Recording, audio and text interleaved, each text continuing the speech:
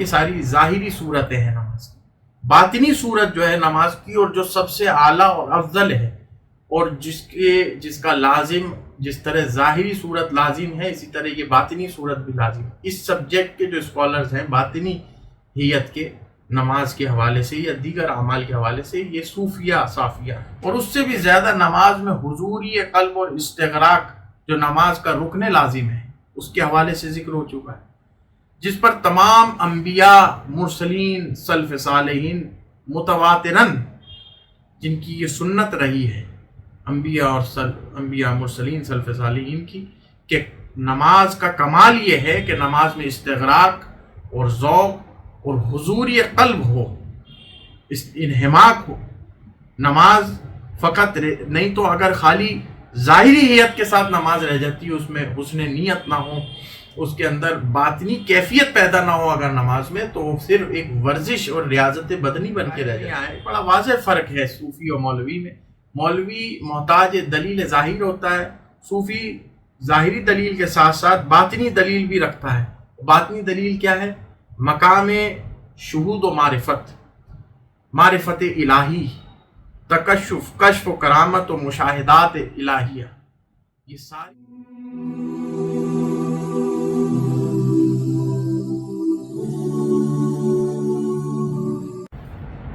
اعوذ باللہ من الشیطان الرجیم، بسم اللہ الرحمن الرحیم، نحمدہ ونصلی ونسلم علی رسولہ الکریم، اما بعد، السلام علیکم ورحمۃ اللہ وبرکاتہ۔ ناظرین و سامعین حضرات، اب ہم 8ویں مجلس پڑھ رہے ہیں، سماعت فرمائیے، بڑی ضروری مجلس ہے اور اس میں ضروری حکایات سامنے آئیں۔ بسم اللہ الرحمن الرحیم۔ آدینہ بست و ششم ماہ شوال سنہ مذکور، بعد از نماز دولت پائے بوس حاصل شد، سخن در نماز افتاد و حضور امام و مقتدیان می فرمود کہ اول حضور آست کے مسلی آنچ خوان مانی آ بر دل بگزارند۔ 8ویں مجلس ہے جس کے معنی ہے، جس کی ترجمہ ہم پڑھ رہے ہیں آپ کے سامنے۔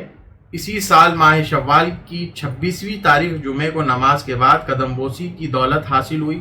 نماز کا اور امام و مقتدیوں کے حضوری قلب کا ذکر آیا۔ ارشاد فرمایا کہ نماز کی حضوری کی ابتدا یہ ہے کہ نمازی جو کچھ پڑھے اس کے معنی کو دل پر طاری کرے۔ یہ محبوب الہی نظام الدین اولیاء رحمۃ اللہ علیہ اپنے مریدین کو فرما رہے ہیں۔ بعد از آن فرمود کہ مریدی بود از مریدان شیخ الاسلام بہاء الدین زکریا رحمۃ اللہ علیہ، اورا حسن افغان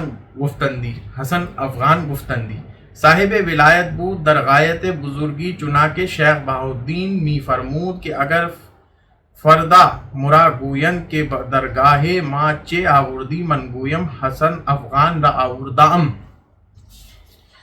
اس کے بعد فرمایا کہ شیخ الاسلام بہاء الدین زکریا رحمۃ اللہ علیہ کے مریدوں میں سے ایک شخص تھے، انہیں حسن افغان کہتے تھے، صاحب ولایت تھے اور انتہائی بزرگ، اتنے کہ شیخ بہاء الدین فرماتے تھے کہ اگر کل مجھ سے پوچھا گیا کہ ہمارے درگاہ میں کیا تحفہ لائے تو میں عرض کروں گا حسن افغان کو لایا ہوں۔ سبحان اللہ۔ وقتی ای حسن در کوہ می گذشت، بمسجد رسید، مؤذن تکبیر گفت و امامی پیش رفت و خلقی بجماعت پیوست، خواجہ حسن نیز در آمد و اقتدا کرد، چون نماز تمام شد و خلق بازگشت، خواجہ حسن نزدیک امام رفت و گفت اے خواجہ تو نماز شروع کر دی و من بتو پیوستم۔ ایک دفعہ یہ حسن کسی گلی میں جا رہے تھے۔ حسن افغان جو شیخ بہاء الدین زکریا ملتانی، یہ سہروردیہ سلسلے کے بزرگ ہیں، شیخ ہیں، میں نے آپ کو بتایا تھا اس سے پہلے، ان کے سوانح بھی مختصراً بیان کیے۔ ان کے جو بڑے عزیز اور بڑے پسندیدہ مرید تھے وہ حسن افغان تھے، جن کو انہوں نے یہ تک بھی کہہ دیا کہ اللہ تبارک و تعالیٰ پوچھے کل روز قیامت کہ کیا عمل ساتھ لائے ہو، یہ کیا ساتھ لائے ہو میری درگاہ، میری بارگاہ میں، تو میں حسن افغان کو پیش کر دوں گا۔ اتنے جلیل القدر بزرگ تھے۔ ایک دفعہ یہ حسن کسی گلی میں جا رہے تھے، ایک مسجد میں پہنچے، مؤذن نے تکبیر کہی، امام آگے بڑھے اور ایک خلقت جماعت میں شامل ہو گئی۔ خواجہ حسن بھی آئے اور مقتدی بن گئے۔ جب نماز ہو چکی اور خلقت واپس ہوئی تو خواجہ حسن امام کے پاس گئے اور بولے اے خواجہ، یعنی خواجہ بولا جائے، امام کو بھی خواجہ بولتے ہیں، اے خواجہ تم نے نماز شروع کی اور میں تمہارے ساتھ شامل ہو گیا، تو از اینجا بدہلی رفتی و بردگان خریدی و باز گشتی و ہاں بردگان را بخراسان بردی و از آن جا بملتان باز آمدی و از آن جا بمسجد آمدی من بدنبال تو سرگشتہ شدہ می گشتم آخری چے نماز است۔ اے خواجہ تم نے نماز شروع کر دی اور اس طرح میں تمہارے ساتھ نماز میں شامل ہو گیا۔ امام سے خواجہ حسن افغان کہہ رہے ہیں تم یہاں سے دلی گئے، امام سے کہہ رہے ہیں، اور وہاں سے غلام خریدے، پھر واپس آئے اور ان غلاموں کو خراسان لے گئے، اور وہاں سے ملتان واپس آئے اور وہاں سے مسجد میں تشریف لائے۔ میں تمہارے پیچھے حیران پریشان پھرتا رہا، آخر یہ کیسی نماز ہے؟ اللہ اکبر۔ شیخ حسن افغان امام کے قلبی احوال، جو اس کے ذہنی تصورات تھے، جو اس کے دل قلب و ذہن میں جو بھی اوہام یا جو خیالات دنیاوی اس کے ساتھ چل رہے تھے نماز پڑھاتے ہوئے، تو حسن افغان مطلع ہو گئے اس سے بحکم ربی، اللہ تعالیٰ کے حکم سے۔ حسن افغان کو ان کے باطنی، امام کے باطنی خیالات اور تصورات پر علم ہو گیا کہ یہ تو نماز تو پڑھا رہے ہیں مگر ان کا جو دھیان ہے، ان کی جو توجہ ہے وہ ان چیزوں پر ہے۔ کبھی جو ہے وہ دلی جا رہے ہیں، وہاں سے غلام خرید رہے ہیں، پھر وہاں سے غلام کو خراسان، اس زمانے میں غلاموں کا دور تھا، بیچا جاتا تھا، خریدا جاتا تھا، کبھی خراسان لے جا رہے ہیں، ملتان سے پھر واپس آ رہے ہیں، پھر مسجد تشریف لے آ رہے ہیں۔ تو مطلب ان کے دل میں کہنے کا مقصد یہ ہے کہ دنیا چل رہی ہے ان کے دماغ میں نماز پڑھاتے ہوئے، یہ نماز میں فی الوقت حضوری قلب کے ساتھ حاضر نہیں ہے۔ اللہ اکبر۔ اس کی ہم آگے فوائد بیان کریں گے آخر میں مجلس کے۔ آگے فرماتے ہیں بعد از آن ہم در شرح بزرگی او می فرمود کے وقتی در موضوع مسجد بنامی کردن خواجہ حسن آجا رسید اہل عمارت را گفت کے محراب ہم چنی راست کنید کہ قبلہ ای طرف ای سخن گفت و جانب اشارت کرد دانش مندی جا حاضر بود نزا آورت و گفتنی سمت قبلہ برطرف دیگر است۔ اس کے بعد ان کی بزرگی کی شرح میں فرمایا، یعنی حسن افغان کی بزرگی کی شرح میں محبوب الہی فرما رہے ہیں کہ ایک دفعہ کسی گاؤں میں مسجد بنائی جا رہی تھی، خواجہ حسن وہاں پہنچے، اہل عمارت سے بولے کہ محراب کو یوں سیدھا کرو کیونکہ قبلہ اس طرف ہے، یہ بات کہی اور ایک طرف اشارہ کیا۔ ایک مولوی صاحب بھی وہاں موجود تھے، وہ جھگڑنے لگے کہ نہیں قبلہ کا رخ دوسری طرف ہے، الغرض ان کے درمیان خوب بحث ہوئی۔ خواجہ حسن دانش مند را گفت روئے جانب جہت کن کہ من میگویم و نیکو ببی دانش مند رو بدا جہت کرد کعبہ را معنی کرد ہم در آن سمتی کہ خواجہ حسن می گفت۔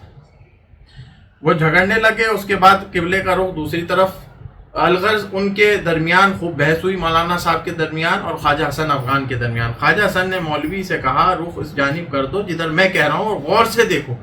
مولوی صاحب نے اس جانب رخ کیا تو کعبے کو اسی رخ دیکھا جدھر حسن بتا رہے تھے۔ اللہ اکبر۔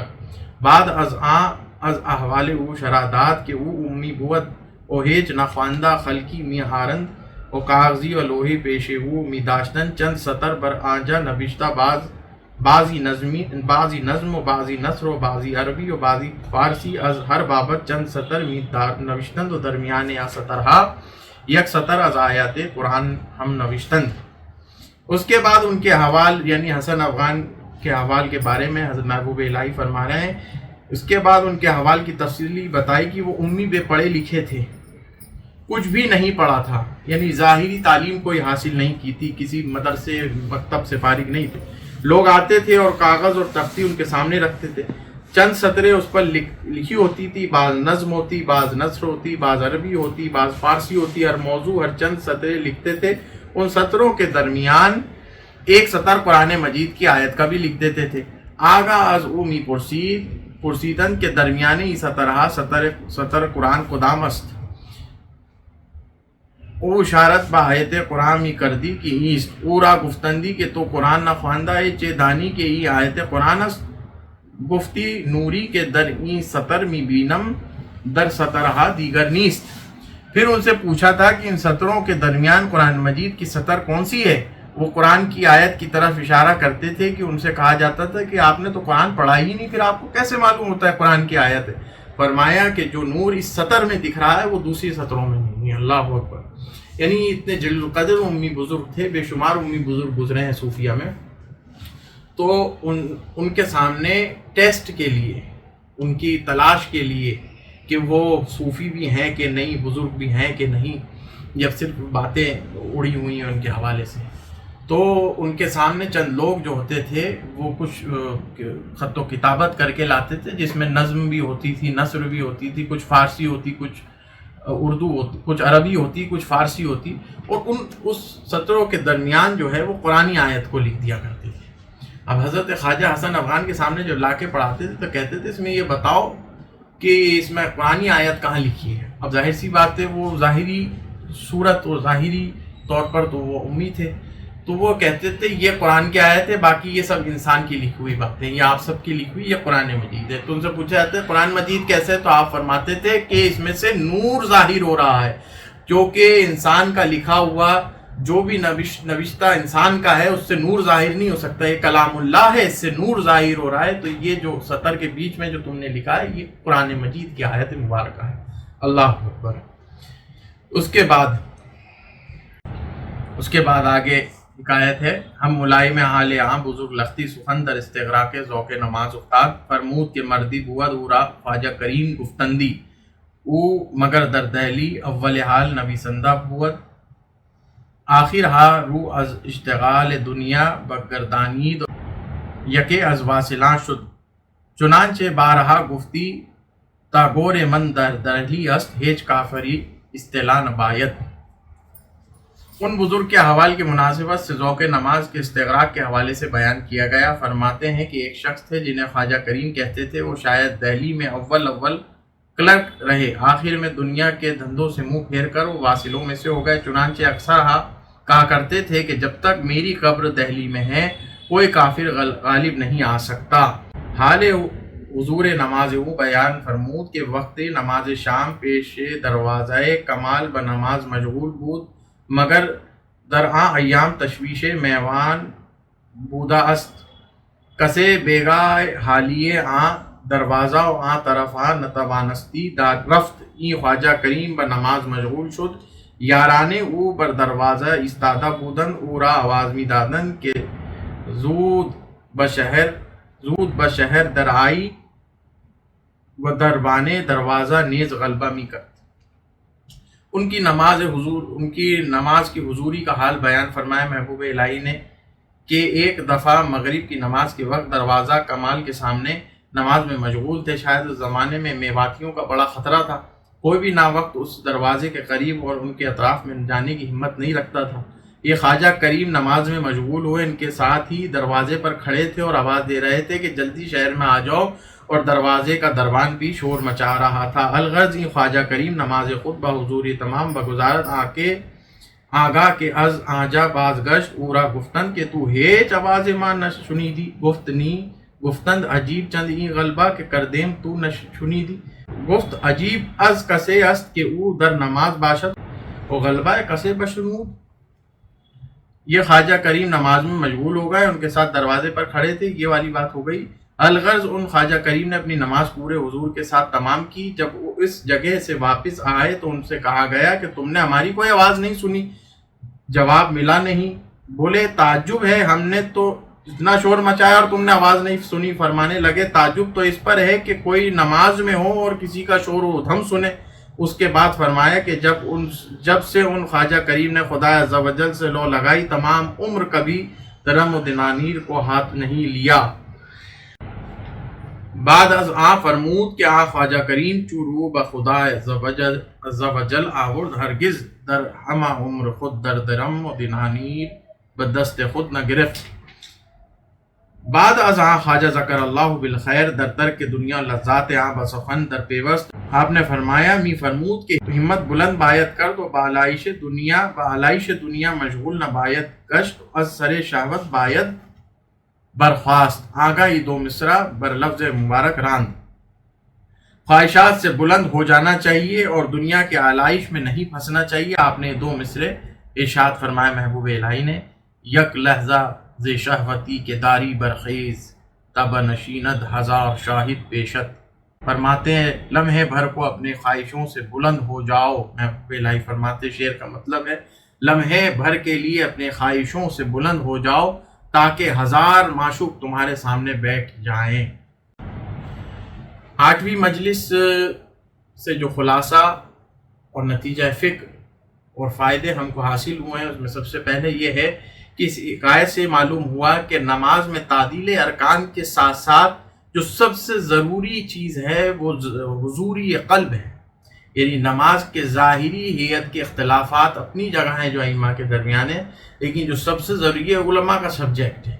ظاہری ہیئت کے اختلافات جو نمازوں میں ہوتے ہیں، آمین بالجہر کرنا ہے، ترک رفع یدین کرنا ہے، رفع یدین کرنا ہے، ارسال یدین، یہ سارے جو مسائل ہیں جو ہے خلف امام قرات کرنی ہے نہیں، یا تعدیل ارکان جو نماز کے ہیں سنت طریقے سے ادا کرنا، نماز کا آہستہ آہستہ نماز پڑھنا، تو یہ ساری چیزیں جو ہیں، یا پھر قرات کی خوبصورتی، یہ ساری ظاہری صورتیں ہیں نماز کی. باطنی صورت جو ہے نماز کی، اور جو سب سے اعلیٰ اور افضل ہے، اور جس کا لازم، جس طرح ظاہری صورت لازم ہے، اسی طرح یہ باطنی صورت بھی لازم ہے. اس سبجیکٹ کے جو اسکالرز ہیں باطنی ہیئت کے، نماز کے حوالے سے یا دیگر اعمال کے حوالے سے، یہ صوفیہ صافیہ ہے. تو کہتے ہیں کہ حضوری قلب جو ہے وہ حاصل ہونی چاہیے نماز کے اندر. ظاہری ہیئت میں کمال کے ساتھ ساتھ باطنی ہیئت نماز کی بھی کمال میں ہونی چاہیے، کمال اکمل ہونی چاہیے. اور اس کا ایک ہی طریقہ ہے کہ کس طرح استغراق نماز کے اندر ہو، اور نماز میں کس طرح یکسوئی اور کس طرح حضور قلب حاصل ہو. وہ صرف یہ ہے کہ ما سوا اللہ کی نفی تام ہو جائے، اور صرف قلب و نظر میں اللہ اللہ رہ جائے، اور سب کچھ اس کے ما سوا ختم ہو جائے، اللہ کی یاد اور اسی کی یاد میں مشغول ہو جائے، اسی کی ذات میں پیوستہ ہو جائے. اور فہم قرآن مجید کے حوالے سے بھی یہ کہا گیا ہے، محبوب الہی نے اس مجلس میں فرمایا کہ جتنا آپ کو آیات قرآن مجید کی تفاسیر اور اس کے احکام کے، یعنی قرآن مجید کی نصوص کے حوالے سے جتنا آپ کو علم حاصل ہوگا، اتنا ہی آیات کے پڑھنے کی لذت اور مزہ بھی قاری کو آنے لگے گا. دوسرا یہ کہ اس حکایت سے معلوم ہوا کہ صوفی اور مولوی کے درمیان ایک بڑا واضح فرق ہے. مولوی جو ہوتے ہیں وہ ہمیشہ محتاج دلیل، محتاج اجتہاد ہوتے ہیں. صوفیہ جو ہوتے ہیں ظاہری دلائل کے ساتھ ساتھ باطنی دلائل بھی رکھتے ہیں، یعنی وہ اجتہاد کے مقام پر بھی فائز ہوتے ہیں. صوفیہ فقہا بھی ہوتے ہیں، محدثین بھی ہوتے ہیں، اکابر علماء، بڑے اپنے جلیل القدر زمانے کے علماء بھی ہوتے ہیں، شیخ الاسلام بھی ہوتے ہیں بیک وقت، اور بیک وقت اپنے وقت کے خطب وقت بھی ہوتے ہیں، صوفی بھی ہوتے ہیں. تو وہ کہتے ہیں کہ یہ اس حکایت میں یہ آیا بڑا واضح فرق ہے صوفی اور مولوی میں. مولوی محتاج دلیل ظاہر ہوتا ہے، صوفی ظاہری دلیل کے ساتھ ساتھ باطنی دلیل بھی رکھتا ہے. باطنی دلیل کیا ہے؟ مقام شہود و معرفت الہی، تکشف، کشف و کرامت و مشاہدات الہیہ. یہ ساری جو باطنی اور جو قرآن مجید کی جو آیات میں آئی ہوئی نصوص ہیں جو کہ ہم کو باطن کی طرف توجہ دلاتی ہیں، تو وہ اس طرف علماء حضرات کی اپروچ نہیں ہوتی، صوفیہ حضرات کی اپروچ ہوتی ہے. صوفیہ ڈویل پرسنالٹی کے حامل ہوتے ہیں، یعنی وہ علم ظاہر میں بھی کمال رکھتے ہیں، علم باطن میں بھی. معرفت الہی جتنی ان کی مضبوط ہوتی ہے، اتنا علم ظاہر، علم دین میں بھی اتنے ہی وہ مضبوط ہوتے ہیں. تیسرا، اس حکایت سے معلوم ہوتا ہے کہ جس طرح ہمارے نبی کریم صلی اللہ تعالیٰ علیہ وآلہ وسلم کا امی ہونا یہ ایک منزلت اور شرف کا باعث ہے کہ آپ دنیا بھر کے یہ تمام مکاتب آپ کے سامنے زمین دوز ہیں، آپ کے سامنے ہیج ہیں، آپ کی ذات مبارکہ کے سامنے. آپ نے اصل مکتب سے، حقیقی مکتب سے تعلیم حاصل کیے اللہ تبارک و تعالیٰ کی بارگاہ سے. اسی طرح آپ کے اتباع میں بے شمار صوفیہ امت رسول صلی اللہ علیہ وسلم میں پیدا ہوئے، جنہوں نے آپ کی امت میں جو ہے وہ بڑے بڑے امی گزرے ہیں، جو ظاہری طور پر تو امی تھے، لیکن اللہ تبارک و تعالیٰ کی جانب سے ان کو علم لدنی حاصل تھا، اور وہ مقربین تھے، اور وہ اس قدر فضیلت رکھتے تھے، اس قدر دانشمند تھے، اور اپنے وقت کے اس قدر جلیل القدر علماء کو انہوں نے ساکت کیا ہے، خاموش کیا ہے، دم بخود کیا ہے، کہ جس کی مثالیں کتب میں موجود ہیں. وہ صوفیہ جو امی ہوا کرتے تھے۔ چوتھا یہ کہ اس حکایت سے یہ بھی معلوم ہوا کہ صوفیہ اور مشائخ کے پاس نماز کی کتنی زیادہ اہمیت ہے۔ شروع مجلس سے لے کر یہ 8ویں مجلس تک نماز کے بارے میں کتنی بار حضرت محبوب الہی نظام الدین اولیاء رحمۃ اللہ علیہ ذکر فرما چکے، اور اس سے بھی زیادہ نماز میں حضوری قلب اور استغراق جو نماز کا رکن لازم ہے اس کے حوالے سے ذکر ہو چکا ہے، جس پر تمام انبیاء، مرسلین، سلف صالحین متواتراً جن کی یہ سنت رہی ہے، انبیاء مرسلین سلف صالحین کی، کہ نماز کا کمال یہ ہے کہ نماز میں استغراق اور ذوق اور حضوری قلب ہو، انہماک ہو۔ نماز فقط نہیں تو اگر خالی ظاہری حیت کے ساتھ نماز رہ جاتی ہے، اس میں حسن نیت نہ ہو، اس کے اندر باطنی کیفیت پیدا نہ ہو اگر نماز میں، تو وہ صرف ایک ورزش اور ریاضت بدنی بن کے رہ جاتی ہے۔ اس میں جب تک حضور قلب موجود نہ ہو، جب تک اللہ تبارک و تعالیٰ کا مشاہدہ اور اس کے بارگاہ میں حضوری نہ آئے آپ کے نماز کے اندر، تب تک نماز قبول بھی نہیں ہے، مکمل بھی نہیں ہے۔ پانچواں یہ کہ ترک دنیا، خواہشات اور لذات دنیا، لعب، یہ صوفیہ، کاملین، واصلین، مقربین کے وہ عملی میراث ہے جس سے گزرے بغیر کوئی صوفی بن ہی نہیں سکتا، چاہے وہ ترک دنیا ہو، لذات ہو، خواہشات ہو، یعنی دنیا کی جملہ آلائش، دنیا کی جملہ زیب و زینت سے صوفیہ بالکل پاک ہوتے ہیں، جس طرح انبیاء مرسلین پاک ہوتے ہیں۔ اور انبیاء مرسلین جلیل القدر، ان کی یہ سنت رہی ہے کہ ہر طالب خدا اور دین کے لیے عمل، یعنی ترک دنیا کا عمل، ترک دنیا کی پہلے بھی مجلس گزر چکی ہیں، حضرت محبوب الہی نے ترک دنیا کی تفصیل اور تفسیر بھی بتا دی۔ ترک دنیا سے صوفیہ کی کیا مراد ہے؟ لنگوٹ پہن کر بیابان میں بیٹھنے کے معنی نہیں ہے، روزے رکھتے ہوئے مرد خلق خدا کے سامنے ان کو، خلق خدا کو اللہ تبارک و تعالیٰ سے جوڑنا، ملانا واصلین کا کام ہے، اور خود کو استقامت کے ساتھ ان کے درمیان نبی کریم صلی اللہ علیہ وسلم کی شریعت پر عمل کرتے ہوئے ساتھ رکھنا۔